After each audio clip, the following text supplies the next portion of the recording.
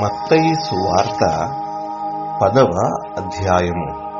ఆయన తన 12 మంది శిష్యులను పిలిచి అపవిత్రాత్మలను వెళ్ళగొట్టుటకును, ప్రతి విధమైన రోగమును, ప్రతి విధమైన వ్యాధిని స్వస్థపరచుటకును వారికి అధికారం ఇచ్చాను. ఆ 12 మంది అపొస్తలుల పేర్లు ఏవనగా, మొదట పేతురనబడిన సీమోను, అతని సహోదరుడగు అంద్రెయ, జెబెదయి కుమారుడగు యాకోబు, అతని సహోదరుడగు యోహాను, ఫిలిప్పు, బర్తలొమయి, తోమా, సుంకరి అయిన మత్తయి, అల్ఫయి కుమారుడగు యాకోబు, తద్దయి అను మారు పేరు గల లెబ్బయి, కనానీయుడైన సీమోను, ఆయనను అప్పగించిన ఇస్కరియోతు యూదా. యేసు ఆ 12 మందిని పంపుచు వారిని చూచి వారికి ఆజ్ఞాపించినదేమనగా, మీరు అన్యజనుల దారిలోనికి వెళ్ళకుడి, సమరయుల ఏ పట్టణములోనైనను ప్రవేశింపకుడి గాని ఇశ్రాయేలు వంశములోని నశించిన గొర్రెల యొద్దకే వెళ్ళుడి. వెళ్ళుచు పరలోక రాజ్యము సమీపించి ఉన్నదని ప్రకటించుడి, రోగులను స్వస్థపరచుడి, చనిపోయిన వారిని లేపుడి, కుష్ఠరోగులను శుద్ధులునుగా చేయుడి, దయ్యములను వెళ్ళగొట్టుడి. ఉచితముగా పొందితిరి, ఉచితముగా ఇయ్యుడి.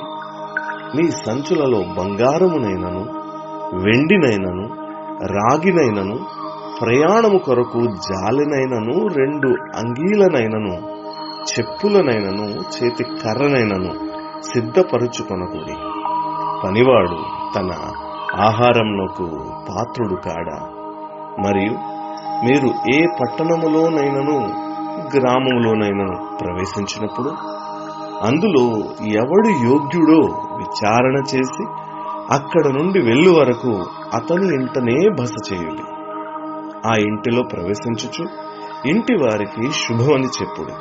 ఆ ఇల్లు యోగ్యమైనదైతే మీ సమాధానము మీ మీదికి వచ్చును, అది అయోగ్యమైనదైతే మీ సమాధానము మీకు తిరిగి వచ్చును.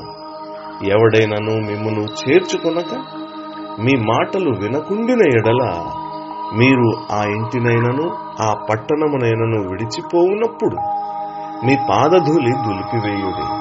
విమర్శ దినమందు ఆ పట్టణపు గతి కంటే సొదొమ గుమ్మెర్రా ప్రదేశముల గతి ఓర్వ తగినదై ఉండునని నిశ్చయముగా మీతో చెప్పుచున్నాను.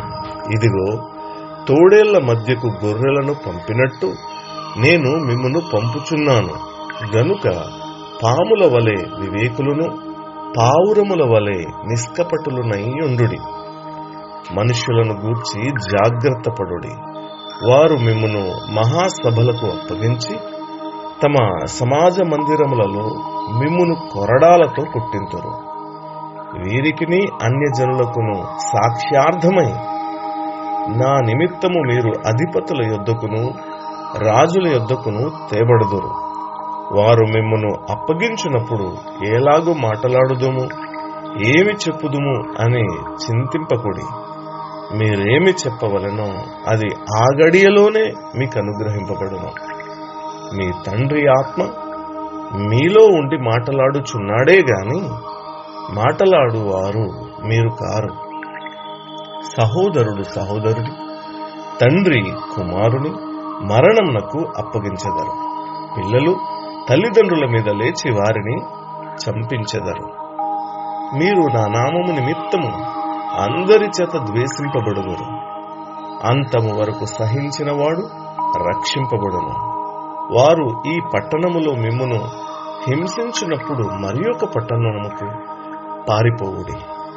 మనుష్య కుమారుడు వచ్చు వరకు మీరు ఇశ్రాయేలు పట్టణములలో సంచారము చేసి ఉండరని నిశ్చయముగా మీతో చెప్పుచున్నాను.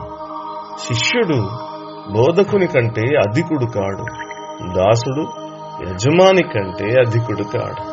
శిష్యుడు తన బోధకుని వలెను, దాసుడు తన యజమానుని వలెను ఉండినా చాలు.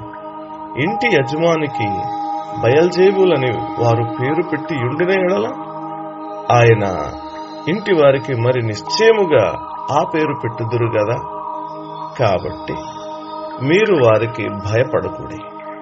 మరుగైనదేదియో బయలుపరచబడకపోదు, రహస్యమైనదేదియు తెలియబడకపోదు. చీకటిలో నేను మీతో చెప్పునది మీరు వెలుగులో చెప్పుడు, చెవిలో మీకు చెప్పబడినది మేడల మీద ప్రకటించుడి.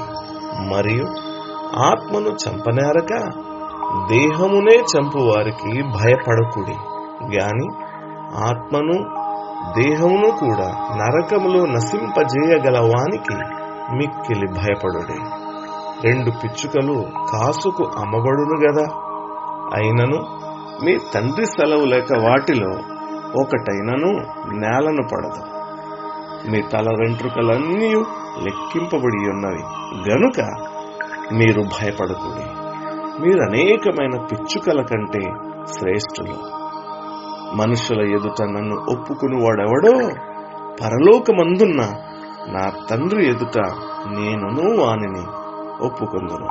మనుషుల ఎదుట ఎవడు నన్ను ఎరుగననునో వానిని పరలోకమందున్న నా తండ్రి ఎదుట నేనును ఎరుగనందును. నేను భూమి మీదకి సమాధానమును పంపవచ్చితినని తలంచుకుడి. ఖడ్గమునే గాని సమాధానమును పంపుటకు నేను రాలేదు. ఒక మనుష్యునికిని వాని తండ్రికిని, కుమార్తెకును ఆమె తల్లికిని, కోడలికిని ఆమె అత్తకును విరోధము పెట్టవచ్చితిని.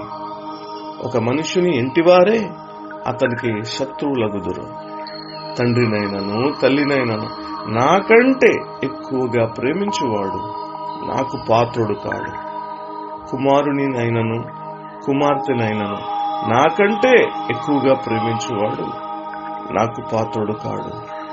తన సిలువను ఎత్తుకుని నన్ను వెంబడింపనివాడు నాకు పాత్రుడు కాడు.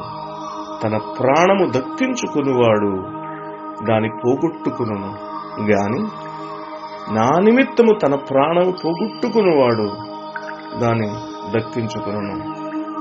మిమ్మును చేర్చుకునివాడు నన్ను చేర్చుకును, నన్ను చేర్చుకునివాడు నన్ను పంపిన వాని చేర్చుకును. ప్రవక్త అని ప్రవక్తను చేర్చుకునివాడు ప్రవక్త ఫలము పొందును. నీతిమంతుడని నీతిమంతుని చేర్చుకునివాడు నీతిమంతుని ఫలము పొందును. మరియు శిష్యుడని ఎవడు ఈ చిన్నవారిలో ఒకనికి గిన్నెడు చన్నీళ్లు మాత్రము త్రాగనిచ్చునో వాడు తన ఫలము పోగొట్టుకొనడని నిశ్చయముగా మీతో చెప్పుచున్నాను. అధ్యాయము సమాప్తము.